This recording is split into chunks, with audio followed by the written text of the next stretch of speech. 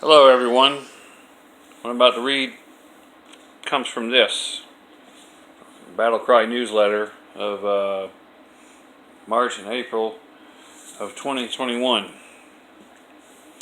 But I'm going to be reading from online. Evolutionists getting beat on their own turf.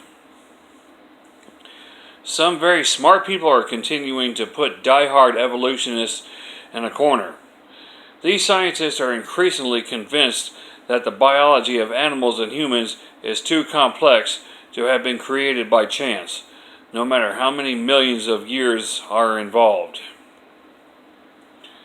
For some time now, these biology professionals have described what they call irreducible complexity. For example, the human eye is too intricate for it to form a piecemeal over time. Besides that, for it to fulfill its purpose, it had to have all its pieces and features functioning at the same time. Such pieces and features would have been useless until the whole was developed.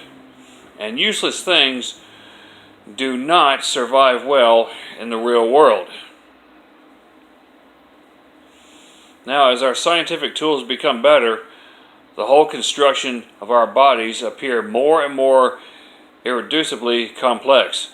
The function of billions of neurons and synapses in our 3-pound brain still baffles scientific investigation. Baffling, also, is the fine-tuning of the universe. In thousands of ways, if the building blocks of matter or the arrangement of those blocks were only slightly different, not only would life be impossible, the entire cosmos would collapse or disintegrate. For example, a slight change in the force of gravity and the sun and earth would no longer be at the exact distance to support life. We would either fry or freeze. We have discovered that the DNA molecule contains a complex blueprint for even the tiniest details of our bodies. Another term being used is specified complexity. Not only are we complex, but there appears to exist a specification to the complexity. Before a contractor builds a house, he specifies a list of materials needed according to the designer's blueprint. Even Richard Dawkins, known as our generation's arch-atheist, defined biology as the study of complicated things that give the appearance of having been designed for a purpose. Richard Dawkins. Sorry. Anyways, the Apostle Paul observed, "For the invisible things of him, God, from the creation of the world are clearly seen, being understood by the things that are made, even his, God's eternal power and Godhead, so that they are without excuse." Even where we are not able to see God himself, his eternal power and Godhead are clearly seen by what he made, or what God made.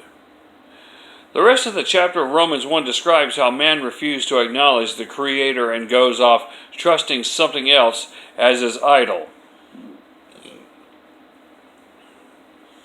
Cannot trusting in the theory of evolution be a form of idolatry? It has been recognized that evolution is the foundation lie for many other evils in the world. Marx believed it, Hitler believed it, humanists believe it, socialists believe it, the Pope believes it, environmentalists believe it. It is the only fallback available to anyone who refuses to recognize a creator.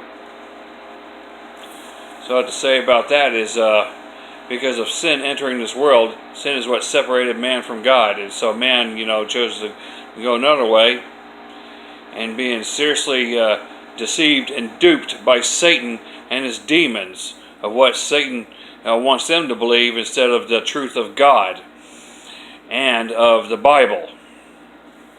So I have to say for that one, and thanks for listening.